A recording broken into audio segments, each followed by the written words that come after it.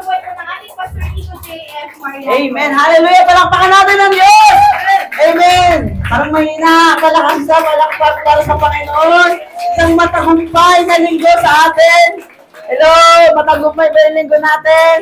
Amen. Pumalakpak tayo ng malakas kung matagumpay. Amen. Sumigaw tayo ng hallelujah. Hallelujah. Praise God sa oras po na ito. Amen.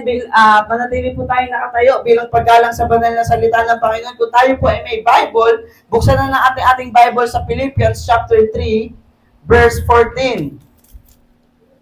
Sige po, Philippians chapter 3, verse 14. Ito po ang ating tema kahapon sa anniversary ng Bulacan ng ating mga kapatid. Philippians chapter 3. Diyan na po ba tayo? Okay.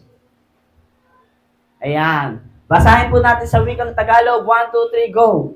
Tulad ng isang manlalaro, nagpapatuloy ako hanggang makamtan ko ang gantimpala na walang iba kundi ang pagkatawag sa akin ng Diyos na makapamuhay sa langit sa pamamagitan ni Kristo Jesus. Palakpakan natin ang Diyos. Hallelujah! Amen. Sabi mo nga sa katabi mo, tinawag ka ng Diyos na mamuhay sa langit. Sabi mo sa katabi mo, panglangit ka! Hindi ka pangit. Sabi mo, hindi ka pangit! Panglangit! Ayan. Hello! Amen po ba? Andiyan po ba tayo? Amen. Kaya lahat nga po nang nag-i-expect sa salita ng Diyos, sumigaw ng malakas na amen. Sumigaw ng malakas na hallelujah. Palakpakan natin ang Panginoon. Hallelujah. Tayo pong lahat ay manalangin. Lord, maraming salamat po sa umagang ito, sa privilege na kami ay makinig ng iyong mga salita. Hayaan mo, ang presensya mo ay aming maranasan, ang iyong salita ay aming maunawaan, tanggapin, sapagkat alam po namin sa presensya mo may pagbabago ng aming mga buhay. Sa presensya mo, Panginoon, nandoon ang paghimala, kagalakan, Panginoon, lakas ng puso't isipan, O God. Kaya hayaan mo sa umagang ito, Lord, continue to speak to us. And let your presence, Lord, ma-encounter namin sa lugaring ito. Maraming salamat sa buhay ng bawat isa na narito. We expect, oh God, kami po umaasa na meron kang bagong bagay na gagawin sa aming mga buhay. Salamat po, oh God. Ma-enjoy namin ang salita mo. We love you. In Jesus' name we pray. Amen. Amen. Nakakaupo na po tayong lahat. At batiin mo ang iyong katabi. Happy Sunday. Amen. Pinapaabot po ni Mami at ni Daddy ang kanilang pangangamusta pa rin. Now, fourth Sunday, fourth consecutive Sunday na namimiss tayo nila Mami tsaka ni Daddy. Ngayon po ay last Sunday, sila po, si Mami at si Daddy talaga ay naka-assign sa Bulacan every last Sunday. Pero sigurado naman na siguro next week, makakasama na natin, maririnig natin ang salita ng Diyos mula sa ating tatay at nanay sa pananampalataya. Pero ngayong Sunday na ito, ganun pa rin. Ang Diyos pa rin ang magsasalita sa atin. Nako, mahina yung amen. Amen. Amen. Palakpakan natin ng Panginoon. Woo! Hallelujah. Masaya po ba tayo? Amen. Huwag tayong mahiyang pumalakpak, sumayaw. Huwag tayong mahiyang sumigaw para sa Diyos. Expression natin yan para sa Panginoon. Hello! Naniniwala ako ang mga taga-CGCF, JTG Central ay expressive kay Lord. Amen. Hello!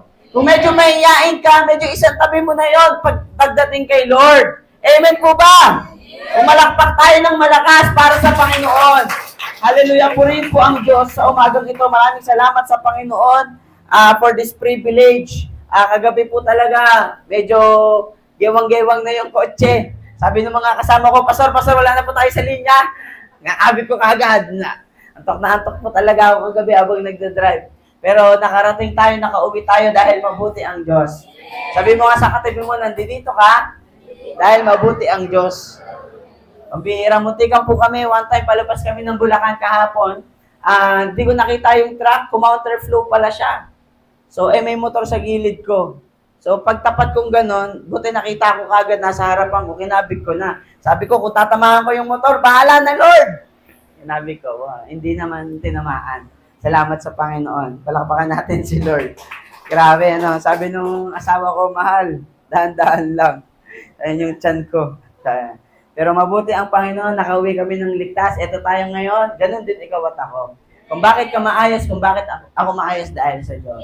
Dala-dala natin ang mensahe ng Panginoon ngayong umagang ito na walang iba, papamagatan nating press on. Sabi mo, press on! Woo! Sa Tagalog, magpatuloy! Hello! Sabi mo, magpatuloy! Amen. Kagaya ng ating teksto, sa umagang ito, tulad ng isang manlalaro, nagpapatuloy ako. Bakit? Kasi may goal. Hanggang makamtan ko ang gantimpala na walang iba. Ano yung goal yon? Kundi ang pagkatawag sa akin ng Diyos na makapamuhay saan? Saan? Tinawag ka ng Diyos para sa langit, hindi ka para sa impyerno. Hindi tayo para sa paghihirap. Hello? Tinawag ka ng Diyos para sa pagpapala. Hello? Panglangit tayo mga kapatid. At mapupunta lang tayo sa langit sa pamamagitan nino? Kristo Jesus. Hello? Kaya ito po, mahalaga na pag-uusapan natin magpatuloy. Kasi walang humihinto na nananalo. Sa isang racing, kapag huminto ka na, sa tingin mo, matatapos ka pa? Sa pag-aaral, kung i-stop ka ng pag-aaral, sa tingin mo, gagraduate ka? Sa pagtatrabaho, kung absent ka na at hindi ka napapasok kasi napagod ka, sa tingin mo, makakabalik ka pa ng trabaho? Hello? Walang humihinto na nagtatagumpay. Walang humihinto na walang nagpapatuloy naman na hindi nakakamtan ang pagpapala. Hello? Kaya nais ng Diyos, ikaw at ako ay magpatuloy. Hello? Mga kapatid, nais ka at nais ako ng Diyos na magpatuloy. Why? Kasi ang mga sa panahon natin ngayon, ang dali na lang sumuko. Sa panahon natin ngayon, madami na tayong options. Hello? Nasaktan tayo sa preaching, lipat tayo sa ibang church. Nagkaroon ka ng malaking problema, tampo ka kay Lord, wag lang ang simba-simba. Hello? Andiyan po ba tayo? Ang dami na rin naglalabasan ng maling katuruan. Andiyan po ba tayo? Huwag nating ipagpapalit ang katotohanan ng sinasabi ng Bible. Sabi ng Bible, 6 na araw para sa'yo magtrabaho ka, pero yung ika-7 ibigay mo sa akin. Ang tao matigas talaga ulo. Isang araw na lang hiningi ng Diyos, ayaw pang ibigay. Sabi mo sa katabi mo, mapalit ka. Totoo ka. Nandito ka talaga. Hello! Palakpakan natin ng Diyos. Huwag nating ipagpalit si Lord dahil si Lord ang pinakamataas sa lahat. Hello? Alam mo kung bakit press on? Kailangan mo magpatuloy kasi doon mo makikita kung sino ka talaga. Ipakita mo kung sino ka. Amen? Bakit mo ipapakita? You know what? Our identity will be revealed in time of pressure. Kaya nga press eh. Ang isang mansanas, kapag pinress mo, anong lalabas? Apple juice. Tama mali. Kapag ang orange pinress mo, anong lalabas? Orange juice. Pero kapag ikaw pinress ka ng problema at nag-worry ka, you are a warrior. Pero kapag ikaw, sa gitna ng problema, naging matapang ka, lumabang ka, you are warrior. Ang galing niya. Palakpakan natin si Lord, guys. Praise God. Hello. Instead of being a warrior, you should be a warrior. Instead of being a warrior, you should be a worshiper. Hello. Akala mo yung paiyak-iyak mo, wala lang. Akala mo yung pataas-taas ng kamay mo, wala lang. Hindi mo alam dahil umiyak si Hannah kay Lord. Binigyan siya ng pagpapala ng Panginoon. Hello. Andiyan po ba tayo? Napakarami sa Bible, hindi mo alam. Yung paiyak-iyak mo, ganun lang. Dahil umiyak si King Hezekiah sa Lord, binigyan siya ng pagpapala ng Panginoon. In-extend yung buhay niya for 15 years. Huwag mong babaliwalain ang paglapit at pagde-devotion sa Panginoon.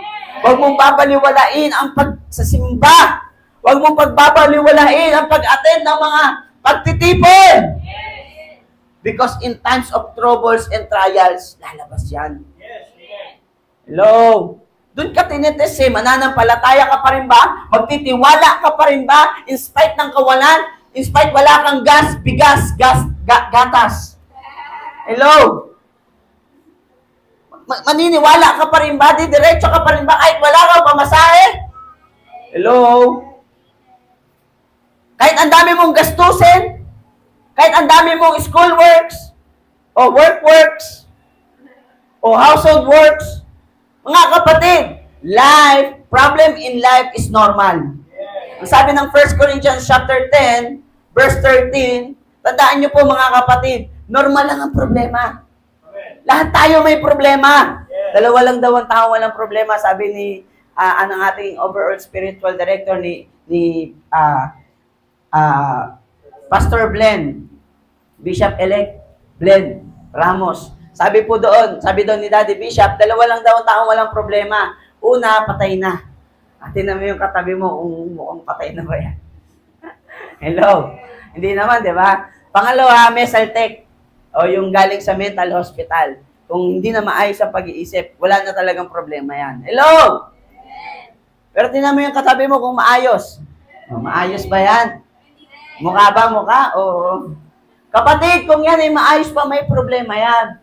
Marahil ngayon maayos ka. Marahil ngayon okay ka. Pero darating yung punto sa buhay mo. At lahat tayo meron nun. Yung tipong gugustuhin mo ng umayaw. Yung tipong gugustuhin mo ng sumuko. Yung tipong alam mo wala ka nang magagawa at parang nakakapagduda ang kapangyarihan ng Diyos. Pero inaalaw ng Panginoon lahat ng bagay na yan. Kasi gustong sabihin sa'yo ng Panginoon na sa mga oras na yon, siya ang kasama mo. At ngayon, ito yung mensahe ng Panginoon sa atin. Kung dumating ka man sa oras at pagkakataon na akala mo wala ng pag-asa, akala mo wala ng solusyon, akala mo wala na talaga, gustong sabihin sa iyo ng Diyos na hindi yung dahilan para huminto ka, kundi magpatuloy ka. Hanggang makamtan natin dahil meron tayong kakamtan. Ang makapamuhay sa langit. Hindi na. Huwag nang mag-matter sa iyo yung mundo masyado. Kaya tayo, hindi makapokus sa pinaka-goal natin sa buhay, sa pinaka-pagkatawag natin. Kasi mahalaga pa sa iyo, gusto mo 3 sasakyan. Hello? Gusto mo mansyon na bahay. Hello? Aanin mo yan. Wala namang marunong mag-drive sa inyo. Hello? Andiyan po ba tayo? Hindi masama ang mga bagay na pagpapala. Pero ang sinasabi natin dito, when it comes to the ministry of God, to the gathering sa mga pagtitipon, huwag mong ipagpapalit ang Diyos. Hello? Andiyan po ba tayo? Hello? Palakpakan natin ang Panginoon. Huwag tayong sumuko, magpatuloy kasi ang focus natin langit. Hello? Ang focus natin langit, hindi mga pangit. Hayaan mo yung mga pangit na nangyayari sa buhay mo. Sabihin mo sa kanila, pangit kayo. Sabihin mo, hindi kayo ang focus ko. Langit, langit, langit. Huwag pangit, pangit, pangit. Hello? Diba? Ang pangit naman na nangyayari sa buhay ko. Kaya buong maghapon, bad trip ka. Buong maghapon, malungkot ka. Kalooban ba ng Diyos na malungkot ka? Hindi eh. Gusto ng Diyos, masaya tayo. Kalooban ba ng Diyos na lagi ka nakahiga sa kama mo? Nag-iimo ka ron? Hello? Kalooban ba ng Diyos na lagi kang nag-aalala? So what? Kung wala tayong makain, force fasting. Sabi nga, di ba, mag-fasting tayo. Lord, dahil wala akong makain, fasting. Diyan po ba tayo? Hello? Lord, dapat ipopromote ako ng boss ko, hindi ako na-promote. So what? Ikaw pa rin ang Diyos ko? So what? Langit pa rin ako. Palakpakan natin ng Diyos. Makontento tayo kay Kristo. Contentment in Christ is great gain. Amen. Yes. Kasi kung yun pa dahilan, ba't nade-depress ang tao? Kung didibdibin, malungkot ako, hindi ako na-promote. Malungkot ako, bumagsak ako. Tapos wawakasan natin yung buhay natin? Depression is not a joke. Kaya nga, iwasan natin yung mga bagay na yun, yung makakapagpalungkot sa atin.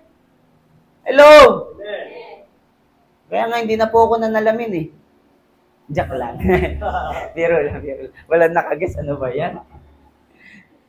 Minsan natitingin ka sa salamin, malulungkot ka pag nakikita mo yung sarili mo. Ba't ganyan ka?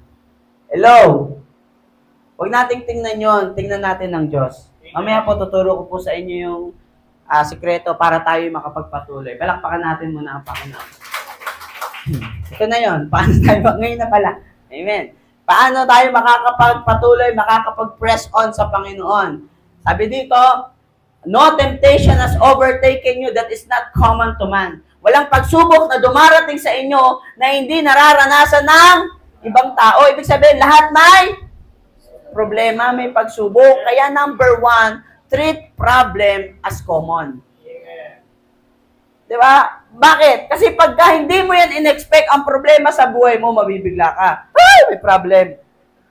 Ganon. Diyan po ba tayo? Expect mo may batis. Expect mo may problem. Pero sasabihin mo sa problema, oh, come on. Problem, you know. Oh, come on. Amunin mo. Amunin mo, ah. Sabi ng Bible, it is common to man. Sabi mo, oh, come on. Yeah? Hello? Amunin mo. Andiyan po ba tayo? Normal ka lang. Pagka normal ba, nasisinda ka? Hello? Pag normal ba, nasisinda ka? Hindi. Hindi ka mag-aalala kasi normal lang yan. Hello? O, ayaw nyo pa nun. O, sige, number 2 na kagad. Ayaw nyo pa. Sabi ng Bible, God is faithful. Grabe naman yun. Bukod sa normal na nga ang problema, tapat pa yung Diyos mo. Ito problema sa maraming Kristiyano, nakakalungkot. Talagang maalalahanin. Very thoughtful sa mga problema. Hello? Pag may problema, hindi mo na maano, ikot na ng ikot. Sa kaya ko hanap, hinahabol na naman ako ng 3 malalaking kumpanya dito sa Pilipinas. Meralco, Water District, tsaka PLDT. Hello? Nahabol na naman daw siya ng malalaking kumpanya sa Pilipinas. Ikot na ng ikot. Kaya anong ginagawa? Ano nangyayari? Paglapit sa Panginoon, Lord God! Lord, ang laki ng problema ko. Lord, ang laki ng pangangailangan ko. God, I have a big problem. Hello? Church, instead of saying, God, I have a big problem, tell to your problem, hey problem, I have a big God. Ikaw, malaking pangangailangan. Hindi ka malaki. Malaki yung Diyos ko.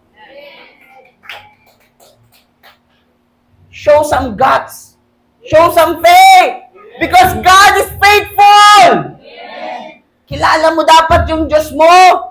Hindi yung may konting problema, kundi church. Hindi yung may konting pangangailangan. Hindi ka pa nga napuputulan ng kuryente. Nagre-reklamo, ano pambayad? Naputulan ka na ba? Ang lupit sa amin doon sa Carmona, pinutulan ng kuryente. Oh. Ang ginawa, kumuha ng kutsilyo. Binaklas yung kinabit niya. Sabi ko, galing na. Siya na nagkabit eh. Sabi ko, pwede pala yun. May ano kasi siya, may special need siya. May special need siya. Hello? Andiyan po ba tayo? Mga kapatid, huwag tayong puro alala. Hello? Huwag tayong puro alalahanin. Tandaan mo, hindi kasi paalala. Hindi kasi alala. Anak ka ng Diyos. Pag anak ka ng presidente ng Pilipinas, mag-aalala ka pa ba? Pambira naman, no? Anak ng presidente. Tama? Hello? Pag ba anak ka ng presidente ng Amerika, si Joe Biden, tatay mo pala, nagulat ka. Uy, tatay mo pala si Joe Biden. May pag-aalala ka pa ba? One of the most influential person in the world. Eh, hindi lang naman presidente ang may anak sa anak ka ng Diyos. God is faithful. Kano man kasing laki yung problema mo, kasing laki man niya ng barko, ang solusyon ng Diyos kasing lawak ng dagat. Saan mo man ang daigdig?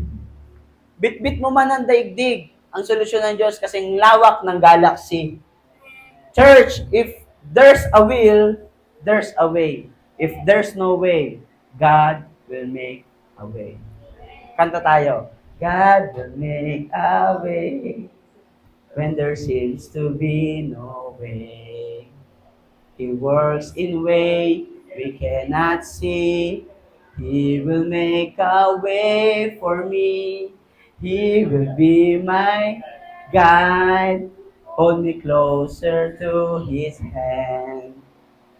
With love and strength for each new day, He will make a way.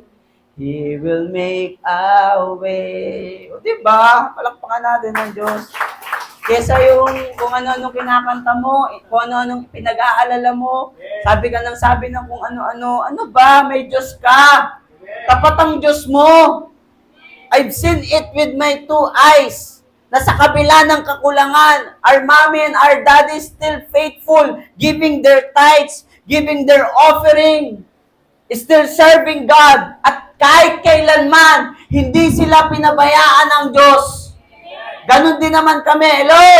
Hindi kami pinabayaan ng Panginoon. Wala kang ipag-aalala. Sabi mo sa katabi mo, wala kang ipag-aalala. Palakpakan natin ang Panginoon. God is faithful. Number 2 na tayo, kapatid. God is faithful.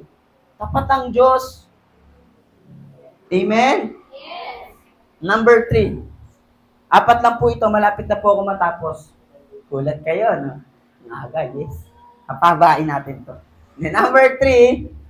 Number 2, God is faithful. Pakibalik sa verse. Gusto ko munang basahin bago ko sabihin. 1 Corinthians 10:13. Ang sabi ng Bible, sabi niya, God is faithful and He will not let you be tempted beyond your ability. Hindi kanya hayaang subukin nang higit pa sa iyong makakaya. So, number 3, you can do it.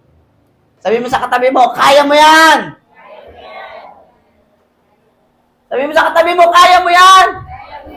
Kailangan mo 1 milyon? Kaya mo yan. Meron kang malubang karamdaman? Kaya mo yan. Nag-away kayo ng asawa mo? Kaya mo yan. Ang tigas ulo anak mo? Kaya mo yan. Kung ano ang problema mo, ganon kalaki ang tiwala sa iyo ng Diyos. Meron kang kahinaan? Kaya mo yan. Hello? Kasi hindi ka bibigyan ng Diyos ng pagsubok na hindi mo kaya. Tatak mo sa isip mo yan. Tatak mo sa puso mo yan. Kaya mo yan. Huwag kang susuko, magpatuloy. Huwag mo sabihin, hindi ko kaya. Kaya mo yan. Hello? Bakit ba tayo dumaranas ng mga ganitong pagsubok problema? Hebrews chapter 12, verses 6. Because kailangan natin ng disiplina. Kailangan ma-press talaga tayo para mapatunayan natin, mga kapatid. Hello? Kung sino ka. Kung sino tayo. Para masabi mo, kahit anong problema pagsubok, I am a child of God. Para masabi natin, kahit anong mga isipin, anong mga problema, pagsubok, ako'y mananampalataya sa Diyos. Eh kung wala kang pagsubok, paano mo naman masasabi yon? Kung perfecto buhay mo? Hello? Mga kapatid, sabi ng, sapagkat dinidisiplina ng Panginoon ang mga minamahal niya. You know, meron talagang disiplina sa atin, lalo na kung tayo may kasalanan. Kasama yan sa mga nakapagpapabigat na kailangan nating alisin. Ang mga minamahal niya at pinapalo niya ang tinuturi niyang mga anak. May correction talaga pag nagkakamali. May disiplina talaga para lalo tayong mahubog. Pero ano pong mangyayari dyan? Italon nyo na doon sa may ambunga ay pamumuhay na life of righteousness, sabi sa English. Hello? Pero ang bunga ng pagdidisiplina ng Diyos, base sa kanyang pagmamahal, ano daw? Sabi niyan, para maging mabuti ang pamumuhay natin. Sabihin mo nga, gusto kang i-level up ng Diyos. Kung bakit tayo dumaranas ng ganito, gusto tayong i-level up ng Diyos. Sabi mo, level up. Level up, level up. Amen? I-level up ka ng Diyos eh. Ano ba namang klaseng Kristiyanong hindi nagle-level up? Hello? Hanggang ngayon, pagsisimba lang, hindi ma-overcome. Question pa ba yun? Hello? Hanggang ngayon, pagbibigay, hanggang ngayon, pagpapatawad, mahirap ang mga bagay na yan. Pero kailangan nating mag-level up. Hindi ka pwedeng manatili. Dapat nakikita mo yung sarili mo, mas mahal mo na ang Diyos. Nakikita natin yung sarili natin, mas full of faith na tayo. Hello? Palakpakan natin ang Diyos. Diba? Dinidisiplina tayo para mamuhay tayo. Ang sabi ng James chapter 1, verse 2. Ano pong sabi? James chapter 1, verse 2. Mga kapatid, magalak kayo sa tuwing dumaranas kayo ng mga pagsubok. Ha? Baliw talaga, no? Puang again, ano? Dumaranas ng pagsubok, magagala? Why? Because this is a response of a true Christian.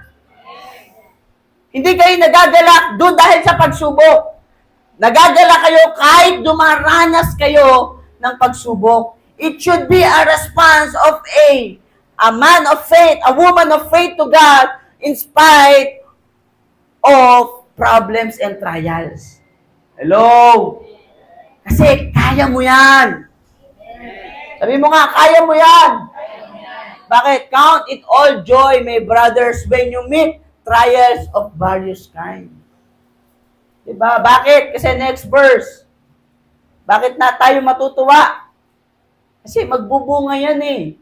Magdudulot ito ng katatagan sa inyong pananampalataya. Kaya sabi mo, level up. Kailangan talagang mag-level up eh. Amen? Hello? Ayaw ng Diyos nang hindi namumunga. Ang namumunga, pinuputol. At ang hindi namumunga, pinuputol. Ang namumunga, pinuputulan pa rin. Diba? John chapter 15, para lalo siyang maging mabunga. Kaya anumang pagsubok ang problema, kaya mo yan. Eh, Diyos ka. Ang tawag ng Diyos dyan, na-reject ka man, wala ka man promotion, ang tawag ng Lord dyan, redirection. Nire-redirect ka lang ng Diyos. Hello?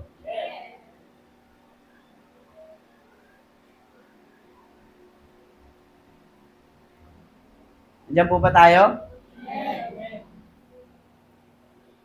Siguro po kung hindi ako nagpastor, malamang alam niyo na kung anong trabaho ko. Baka business tycoon. Yes. Di ba? Open-minded ba kayo? Yeah? Baka business tycoon tayo kung di tayo naglingkod sa Panginoon. O di naman kaya, komedyante. Baka katapat ko ngayon si Jose Manalo. O kaya si Willie. Ikaw na nga. Hangina. Bigyan na ka dyan. Yeah. Hello? Eh, hindi eh. Dinirect tayo ng Diyos sa kanyang panawagan. Nagpastor tayo. Hello? Amen? Ito'y panawagan ng Panginoon. Hindi ako ang pumili sa Diyos, kundi siya ang pumili sa akin. This is how God designed my life. I should follow my God. Hello? Hindi man ako pwede magreklamo, Lord. Ba't dapat ako nalang artista eh? Hindi eh. Nak, di ka papasa, sabi ni Lord. Yes, Lord. Bagay ka magpastor ka. Agree ba kayo dyan, mga workers? Yes. Okay ba ako? Hindi rin ako dapat pastor. Ito si pastor, hindi dapat to pastor eh. Hello? Pero hindi eh. Tinawag tayo ng Diyos. Ang Diyos ang tumatawag sa panawagan ng bawat isa. Kaya nga alam mo yon, kung ikaw tinatawag ka na magpastor, huwag ka nang tumakbo. Tinatawag ka magpastor eh. Pag tumatakbo ka, may end up ka lang sa tiyan ng balyena. Ng malaking isda. Tinatawag ka magpastor eh. Ayaw mo. Doon ka talaga mapupunta. Pag tinatawag ka maglingkod, maglingkod ka. Kasi kung ayaw mong makinig at sumunod sa Diyos, mag-e-end up ka, paikot-ikot ka lang sa wilderness. Kagaya ng Israelite. Hello? Andiyan po ba tayo? Minsan yung problema natin, hindi problema, katigasan ng ulo. Pero kaya mo yan. Kahit kailan, hindi tayo pinabayaan ng Diyos. Palakpakan natin ng Panginoon. Kahit kailan, hindi siya nagkulang. Amen. Next. Ang number natin? 4. Last na yan? 4 and last. Palakpakan natin ng Diyos. Sige, pakilabas. Ang verse. Ang verse. Talaga. Sabi ko sa inyo, babasahin ko muna. Bago natin sabihin, wala na, nakita na nila, hindi na surprise. Pakibasa, 1, 2, 3, go! God will give you ability to endure. Kita mo naman kabuti ng Panginoon. 1 Corinthians 10:13. Pambihira naman, no? Sabi niya, hindi kayo susubukin ng higit sa inyong makakaya. Kaya kung dumaranas kayo ng pagsubok, gagawa siya ng paraan para mapagtagumpayan niyo ito. He will make a way out. Hello? He will make a way out. He will give you the endurance that you needed to overcome and to persevere in those trials. Roar! Kaya mo yan. Hello? Hindi kailangan magaling ka, hindi kailangan matalino ka, hindi kailangan malakas ka. Ang kailangan mo ang Diyos. Sapagkat siya ang magbibigay sa iyo ng paraan para makaalis ka at mapagtagumpayan mo yan. Hindi yung talino mo. Hindi yung galing mo at galing ko. Hello? Hindi ikaw at ako. Ang Diyos lang. Kaya mo yan. Palakpakan natin ang Panginoon. Kita mo kabuti ng Panginoon.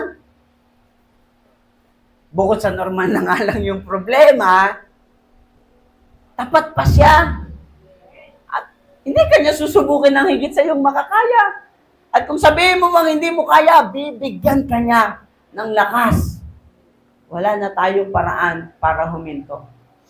Ang challenge ng Diyos sa atin sa umagang ito, my brothers and sisters in faith, may dahilan pa ba para tumalikod ka sa Diyos? May pagsubok pa ba na makakapag-ayaw sa iyo sa paglapit sa Panginoon? May paraan pa ba para hindi ka mapunta sa langit? At hindi mo piliin ang Diyos? Mga kapatid, hinahamon tayo ng Panginoon.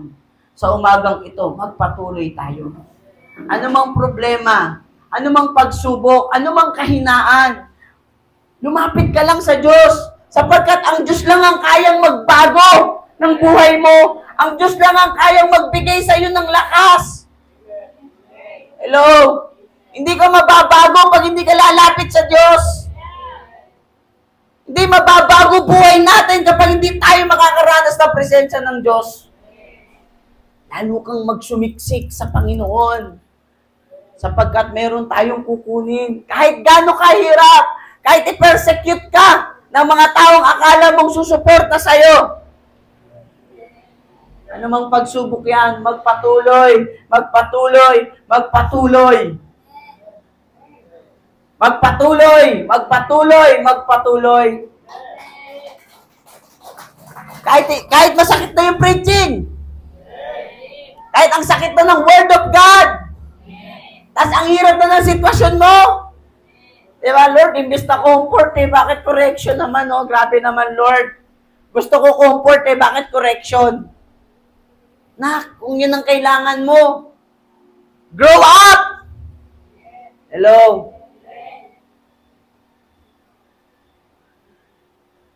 Nandiyan po ba tayo? Mga kapatid, Philippians chapter 3, verse 14, second to the last verse that I will be read. Philippians chapter 3. Ay, yung verse natin. 3 verse 14. Yung version kanina. Babasahin ko po ulit. Tulad ng isang manlalaro. Diba? Pag manlalaro, ano po yon? Full effort. Kung tatakbo ka, talagang takbo. Diba? Wala sigurong tumatakbong nagpapakyut. Diba? Nakikipag-racing ka? Diba? Yeah? Wala sigurong ganon. Diba? Hanggang sa kahuli-huli ang muscle ng mukha mo. Nakapokus yan para matapos mo yung takbuhan. Hello? Sabi mo nga sa katabi mo, tama na ang pabebe. Grow up. Level up for Jesus. Mag-level up tayo para sa Diyos. Andiyan po ba tayo? Mag-level up tayo para sa church natin.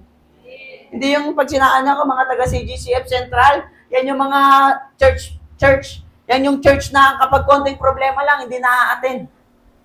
Yan yung mga church na kapag konting problema lang, hindi makapagpuri ng maayos. Diba? Hindi makakanta. I trust in you, my Savior, because you never fail. Lord, ang hirap banggatin ng I trust in you. Kasi ang hirap, hindi ako makapagtiwala sa iyo ngayon. Hello? Hindi tayo makikilala sa ganun, kundi makikilala tayo, kapatid kaibigan, na punong-puno ng pananampalataya.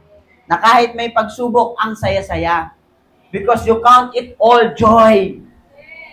Ano mang problema, ano mang problem, ano mang trials, masaya ka kasi alam mo may Diyos ka. Sabi niya, magpapatuloy tayo at alam natin ang ending natin, hindi lang dito sa mundo. Wala man ako nito, wala man ako niyan, wala man ako nito, meron na kayo, sige na. Pero meron akong Jesus at makakamtam ko ang langit. Palakpakan natin ang Diyos. Revelation, this is my last verse. Revelation chapter 21, verse 3 to 4. Sabi ng Bible, narinig ko ang isang malakas na sigaw mula sa trono. Ngayon,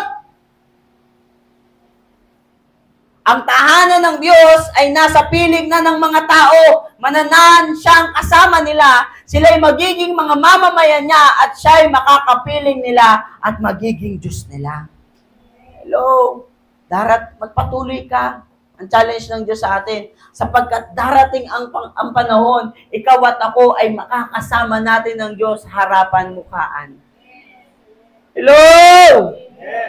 Pag nangyari yun, verse 4, pag nangyari po yun, kapatid, magiging Diyos natin ang Panginoon, magiging mamamayan niya tayo, sabi niya, papahirin niya ang mga luha sa kanilang mga mata. Wala nang kamatayan, kalungkutan, iyakan, sakit, miralko, utang, away, galit, puot. Wala na lahat siya, mga pangit. Na yan. Hello? Why? Sapagkat lumipas na ang dating kalalagayan. Palakpakan natin ng Diyos. So, umagang ito, tayo pong lahat ay tumayo.